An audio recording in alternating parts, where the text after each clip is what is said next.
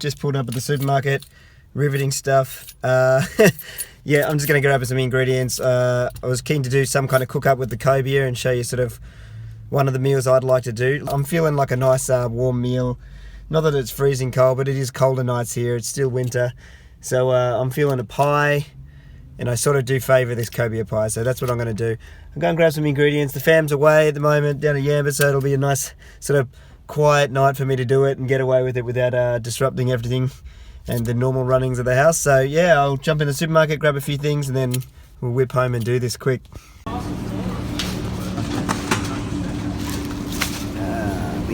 that's what I'm looking for. Yeah, good. Let's go. Right. Way too many. Let's get out of here. Okay, so we're back in the kitchen. Yeah, so got our ingredients. These are our basic ingredients. I'll go through them in a sec.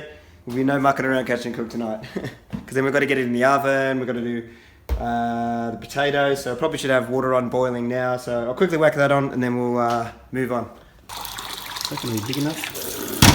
Is that going to be big enough for the potatoes? That's the big question. We're going to go for, I hope so. Alright, so cutting potatoes, I guess is first thing off the mark.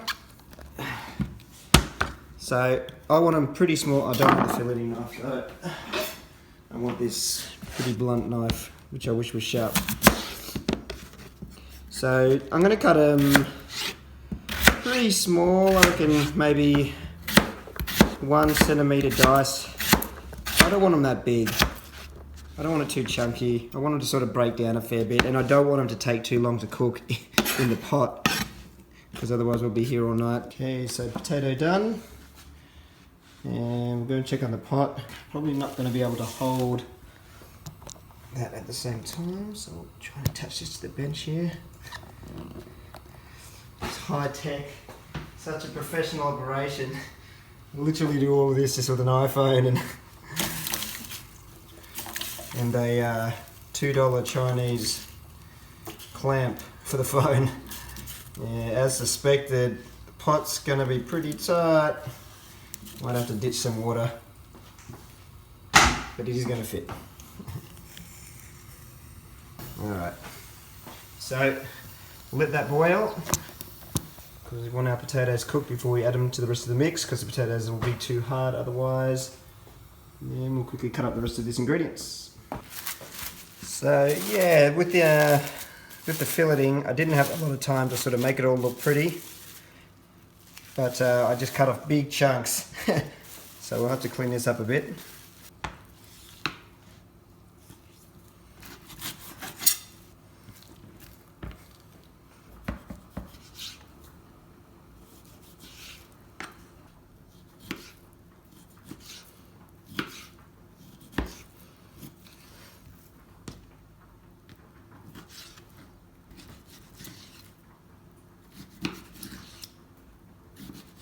So I'm cutting it at odd angles and shapes once again, because I want them to all sort of be slightly different in the pie,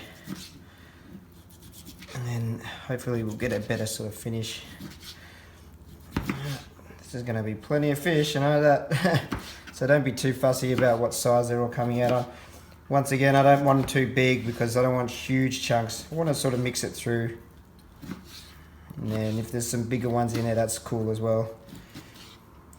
So if you haven't tried Cobia before, it's still good fresh, but sometimes the texture sort of freaks people out a little bit, because it's, I don't want to call it rubbery, but there's something about it. It's got a different texture, like it's quite firm, like I can hold it like that. It's really quite a firm flesh, and it's got a completely different texture. Once it cooks up, it actually sort of returns back to a similar kind of feel to a lot of other fish, but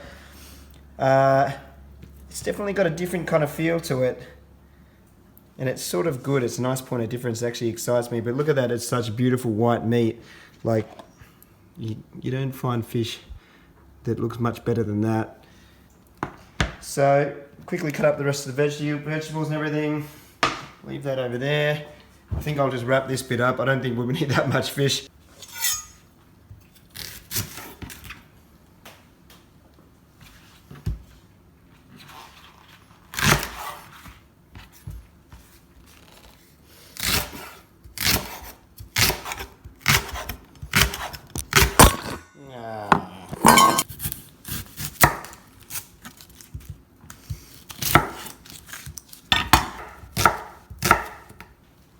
Potatoes should be well and truly done by now, I'd say. So maybe, probably don't need all of the celery. Maybe only half the celery. So what's 5 sticks? Don't be afraid to throw the leaves in as well. Everything's good. Probably should give them a little bit of a wash first. It's got a bit of dirt on it.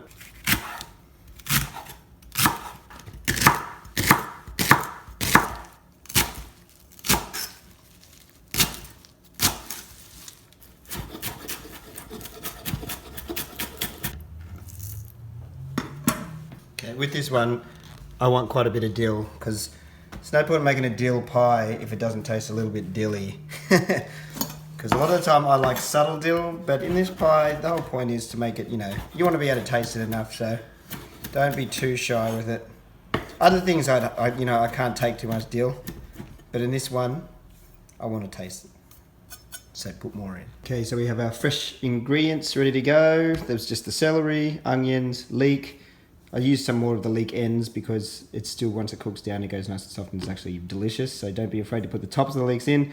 It's actually one of the better parts, and lots of dill. And then we've got our fish cut up, so that'll go in. We've got our pastry ready, and we've got our potatoes, which are cooked. And I'm not sure how I'm going to do this with one hand. Let's quickly switch over. Use this grater, that'll do.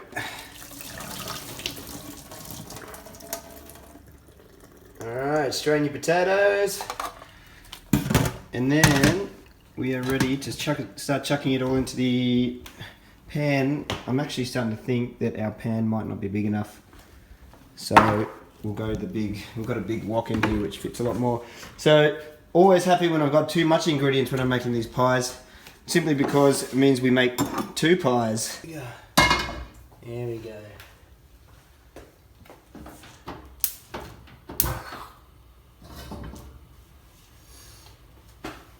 Okay, we'll just let that heat up. Chuck a bit of oil in. And then fry off all the onions and the leek and everything first. Chuck some salt in. Once that gets up to speed, we'll just start chucking everything in. Another good thing about using the wok is it heats up almost instantly because of the pan's so thin. So you can just get it all in straight up.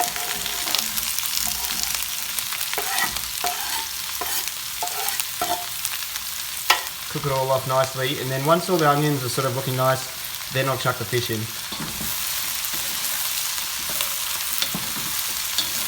Lots of pepper. Now it's grinding. There we go. Don't under-season. Under-seasoning means tasteless food. Obviously you don't want to go too far, but yeah, a bit more is always my motto. You want to really be able to taste everything. When you're cooking it down, I'm starting to see like the brown edges on the onions, and that's what I'm really looking for. I want those sort of crispy brown edges to start caramelizing and making those onions sort of release all their flavour. Doesn't matter if everything's not cooked all the way through. Remember, it's going to go in the oven for a while, so it's going to cook even more. But as long as you're starting to get those brown edges and everything, to really get that taste going, then I'm happy with that. So I guess it's about that time. We could go just a little bit further, and then I'll just chuck the fish in, chuck the potatoes. You really don't need to cook the fish. The potatoes are already cooked. So, because once they hit the oven, it's just maybe just to get it in there, mix it through with the cream, and then we're good to go. One thing I didn't mention, I've got a little bit of cheese that I'm going to add through as well. I normally would have a little bit more cheese, but I sort of forgot that I needed to put it in. And now that I'm remembering, we don't actually have that much in the fridge, but that'll do. We'll get away with it. You can do it without it, better with it, help bind it together, and very tasty. So, okay, so we can just add our potatoes. Maybe even too many potatoes. We should be all right. That was 3 potatoes. We can add our fish. So as you can see, it's actually going to make heaps of pie mix. Get our cream.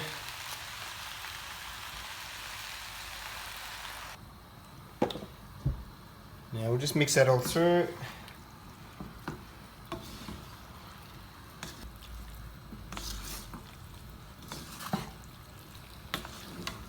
So the potatoes will help bind it together as well as the cheese. Might as well put the rest of that cream in because we've got quite a lot of mix here. But once it spreads out nice and thin over those pie dishes we have, it's actually not going to be as much as you think. Once the potato starts to break down into it as well, and we can break it up a little bit, that'll actually start combining it all together. It'll be really nice once you sort of spoon it in. So we should get our oven on. Convection, yes. And I'm going to crank it to, let's say 200, but our dial is rubbed off, so 200-ish.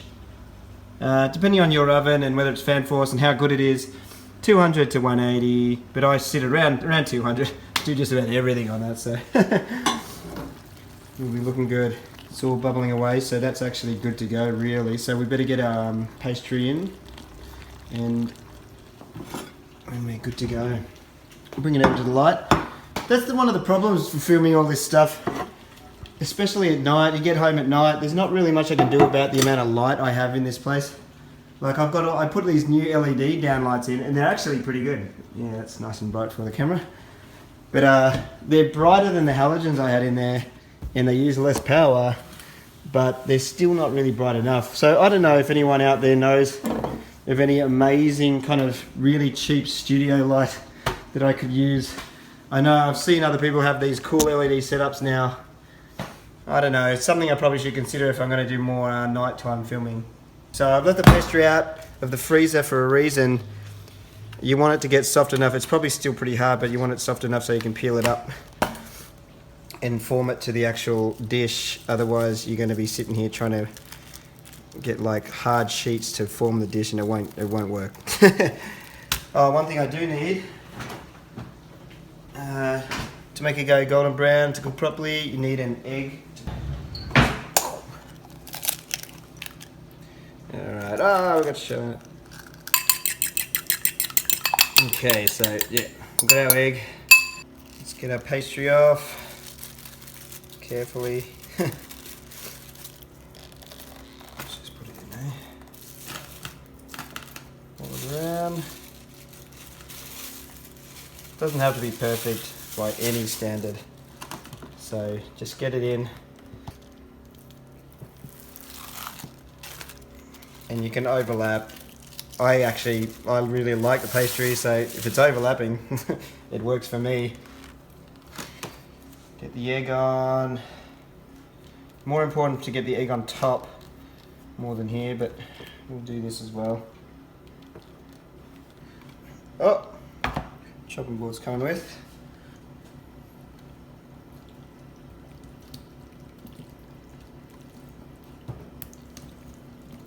So you can see that mix only just makes it, really, for 2 pies. I might have to spread that circle dish. Looks like you got a bit of a bigger helping than you should have. I might steal a bit out of this one, try and even them up a bit. Cool. No need to overfill them. You want to get that filling to pastry ratio just right. It's nothing worse than getting too much filling and not enough pastry, and vice versa. So I guess that's up to you to sort out, but that looks about right to me. So another thing I did actually was just quickly cut up the rest of the dill, and I'm just going to put some of that on top just to get it really going. And also because like the dill, once you cook it through in that the first mix, it doesn't seem to come through as much, so a little bit extra. Just push it down, and then we can just fold these other edges up so they'll puff inwards instead of outwards. Alright, press it on the edges a little bit so it's going to seal up, and then paint it up with the egg.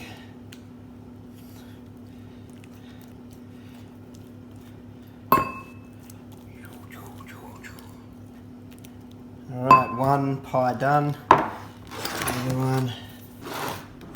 Okay, so there's our 2 pies, and they're ready to go straight in the oven.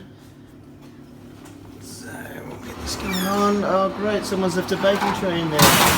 I guess I'll be cleaning that. Alright, 2 pies in the oven. Now we'll leave them in there at 200 degrees for around, well, I'll check them at about 20-25, but let's call it maybe 30, depending on how big your pies and your trays are. So I'll come and check and we'll see how we go from there. Checking pie time. Whoa, hey, look at that. So it's been just over 20 minutes. So the top pie, we can definitely give that just a little bit more, but geez, it's looking good. And the bottom pie, which you would think wouldn't be as cooked, but it is. I guess it's a fanful of 7. But I think we can give them just maybe 5 more minutes tops, and then we are good to go. So I'm just going to get them out now. So all in all, it probably was maybe half an hour, I'd say, in total. But I might have to put the camera down to get them out properly.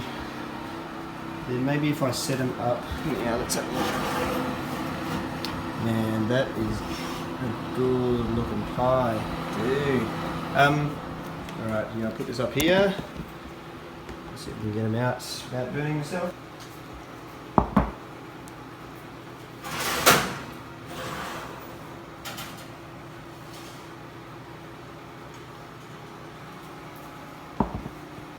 You know what? I guess the proof is going to be in the eating, or the slicing really, I guess, isn't it? Yeah, let's slice one up and we'll see if we can get a good shot of that.